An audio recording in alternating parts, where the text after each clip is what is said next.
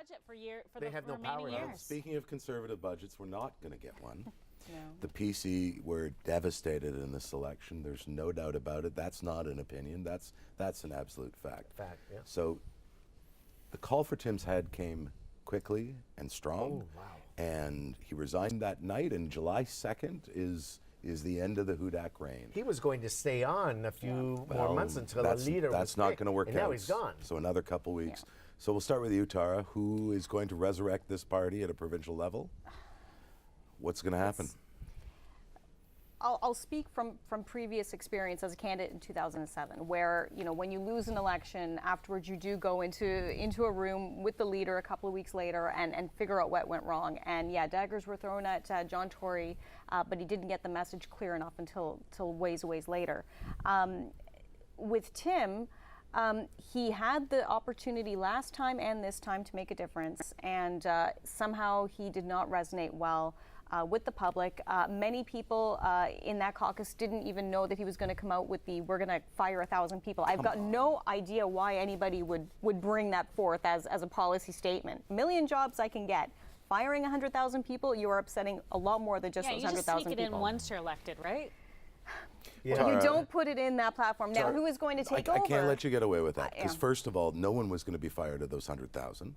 That was strictly through 8 years of attrition to bring us back to 2009 level. No. Why didn't he say Here's that? the point, Ron. I recognize If Tara that. can't even move the message on television, how are the MPPs who are running going to do so? Lauren, I can move that message on television, I'm not and for the past 4 weeks, I did move that message. Unfortunately, the media attached themselves, and the opposition attached themselves. But Tara, here's what I'm challenging you: those MPPs that ran under the Conservative banner that said they didn't know about they that, they should have. They're lying. That was not part of the shiny book club. Why would they give them a call? And the problem is, once somebody says that once in the public, it sticks, and that's what people remember. So who's the party savior? You'll be at the convention. I will be at the convention. You can guess who the names are going to be. Personally, I would like to see Christine Elliott. I don't know if she would be willing to take on this job at this time. No Lisa MacLeod for you? I love Lisa MacLeod. She's a great person. She's a great speaker. How about Tara Kenyally for party leader? Well, we'll discuss that one later. We'll see if he'll be my campaign manager. My choice would be Lisa MacLeod. I think it would be very interesting to have 3 women up there, running for leader of their own parties. We've never had a situation like this. We've never had we might not have a situation like this if Andrea leaves. We've never had a female elected premier in Ontario until now. And one who is openly gay, and that was a complete non-issue. And it was a non-issue. It wasn't an issue at all. I think that we'll see Lisa MacLeod become leader of the PC government. I think that, or PC, I guess, official opposition. I think that Lisa's been, well, suit yourself. It wasn't this past term. I think that Lisa's clearly been campaigning for the past few years. This is something that she wants. She already has a team organized around her. I know individuals that are already working on her team actively to try and see her come into leadership. I think that she doesn't necessarily have a vision, but she sounds nice. I think that she has a vision. I don't think if she is serious about running, I don't think that she will be chosen as interim leader. Okay, so interim. 2 shots for Hudak. He's got to go. Well, he's going. Next week. 2 shots for Horwath. Only in Hamilton are we hearing stories of she's going to run for mayor. She's going to run federally. She's going. So Alex, quickly before we move on to the next it's topic. a rumor mill. Of course. I don't believe any of that. I do think that Andrea, I know that Andrea will be staying on. She gets a 3rd election.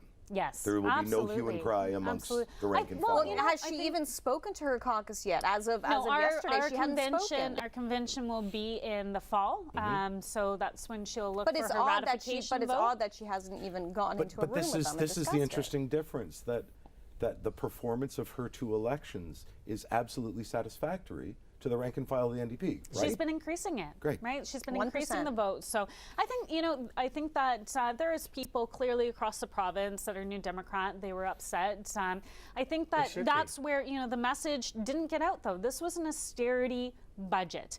Year one was certainly progressive, lots of money. Of course it was. I think everyone knew they were going into elections. And then Certainly the people were Liberals did. upset They that had their you didn't buses even- wrapped, you ready didn't to even go. support that in that budget. budget That's the budget that the was NDP catered wanted. to you. Yeah, but it was And you- also catered to you, Tara. And why It didn't was the Conservatives prop it up? We wouldn't want that budget. That was a Why? terrible budget for us. For the we last don't 3 want years, that it sort was of pure pension austerity. reform. But it was Pure everything. austerity.